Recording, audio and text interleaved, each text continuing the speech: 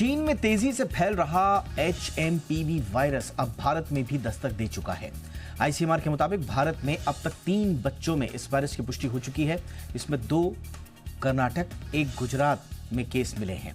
आज हम HMPV virus का गहराई से विश्लेषण करेंगे, जानेंगे ये वायरस कितना खतरनाक है, बच्चों और बड़ों को इससे बचाने के लिए क्या कदम उठाने की जरूरत है, कितना पैनिक करना है, कितना नहीं। पैनिक तो बिल्कुल नहीं करना है, लेकिन कितनी सतर्कता बरतनी है, कितनी जागरूकता रखनी है, कितना डिटेल में इसे हम आपको समझा पाएं, कोशिश करेंगे अपने मेहमानों के साथ।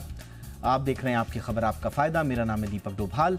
तैयारियों की करेंगे बात, सतर्कता की बात करेंगे, लेकिन पैनिक बिल्कुल नहीं करना। एक छोटी सी कहानी पहले देख लीजिए। इस स्टोरी के बाद मैं लौट रहा हूं खास मेहमानों के साथ।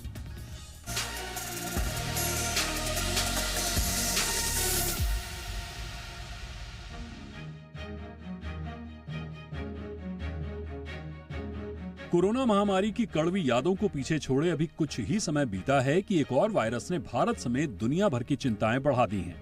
एक बार फिर चीन का एक नया वायरस HMPV दुनिया भर के देशों में फैल रहा है। चिंता की बात यह है कि इस वायरस ने भारत में भी दस्तक दे दी है। ICMR ने अब तक 3 मामलों की पुष्टि कर दी है। कर्नाटक से 2 मामले सामने आए हैं तो गुजरात से 1 मामला सामने आया।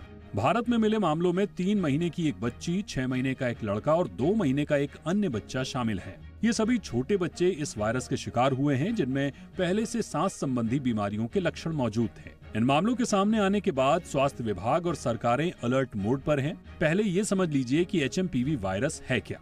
HMPV यानी ह्यूमन मेटापेनिमो वायरस, ये पिन्यूमोविरिडाe परिवार से संबंधित है। खास तौर पर यह वायरस सांस संबंधी बीमारियां पैदा करता है। इसके लक्षण सर्दी, जुकाम या फ्लू जैसे होते हैं, लेकिन कमजोर लोगों में ये निमोनिया और ब्रोंकाइटिस जैसी गंभीर स्थितियां पैदा कर सकता है। केंद्र और राज्य सरकारों ने इस वायरस से निपटने के लिए कई कदम उठाए हैं। दिल्ली के स्वास्थ्य अधिकारियों ने एडवाइजरी जारी की है और सभी जिलों में तैयारियों को मजबूत करने के निर्देश दिए हैं। महाराष्ट्र में मास्क पहनने, हाथ धोने और सार्वजनिक स्थानों से बचने की सलाह दी गई है।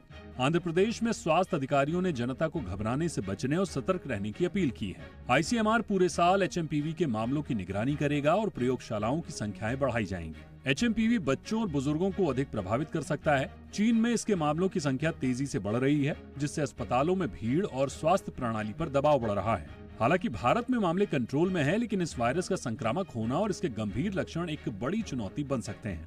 अब सवाल उठता है कि इस वायरस से कैसे बचें, तो इसे भी जान लीजिए।